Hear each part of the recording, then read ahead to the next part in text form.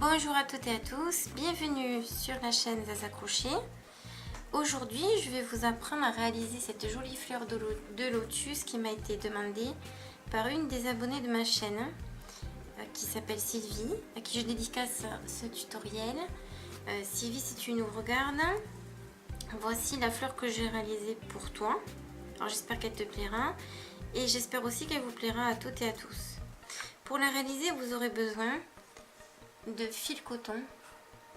Alors moi j'ai pris du fil coton Catania de Chachenmayer que j'ai acheté à la Forfouille.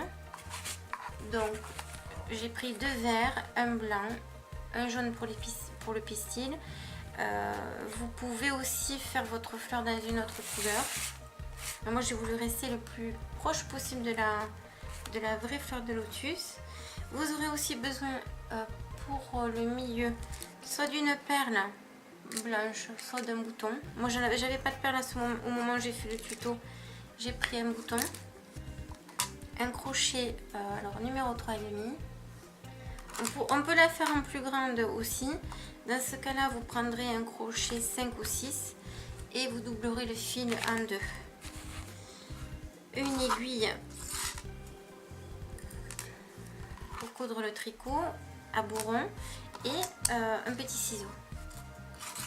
Voilà pour le matériel. Alors nous pouvons commencer. Donc je vais commencer par voilà les feuilles qui est de la base. Alors comme vous pouvez voir, c'est une fleur qui se fait, c'est la même fleur qu'on réalise en plusieurs tailles. Donc celle-là c'est la plus grande, la base. Après on va refaire la même chose pour la première couche qui est moyenne, la deuxième qui est plus petite, et après nous allons crocheter les pistils, et pour finir nous allons assembler le bouton ou la perle si vous en avez, et assembler les trois parties ensemble. Voilà, ça peut faire de très jolis chemins de table. Alors comme vous pouvez le voir, mes pistils n'ont pas la même taille. Moi j'ai voulu faire une petite fantaisie, mais vous pouvez aussi les faire tous de la même taille et même les positionner beaucoup plus droit comme ceci. Voilà. Alors je vais commencer à prendre le fil vert. Donc c'est le coloris 241. Donc si vous voulez en faire plusieurs, moi j'en ai fait une, il me reste encore tout ce fil. Donc vous voyez, on peut en faire beaucoup avec une pelote de 50 grammes. Donc pour démarrer, je vais faire un cercle magique. Donc pour faire le cercle magique, on prend le fil plus petit, le début du fil versant. Moi je l'entoure autour de l'index et du majeur. Voilà. Je prends mon crochet, je le passe sous cette boucle, je ramène le fil à l'intérieur vers moi, je tourne, je fais un jeté et je vais ramener cette boucle ici dans celle-ci.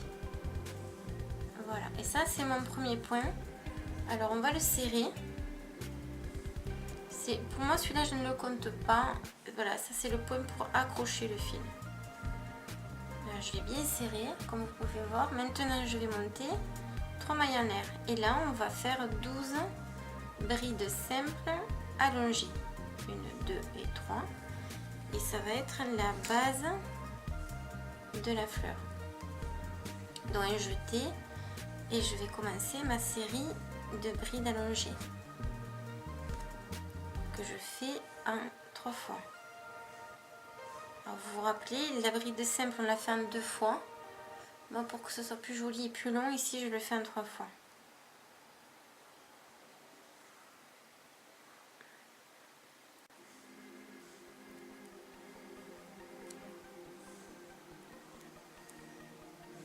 Ah, oups, je me trompe. Un jeté, je rentre le crochet dans la boucle, dans le cercle du milieu.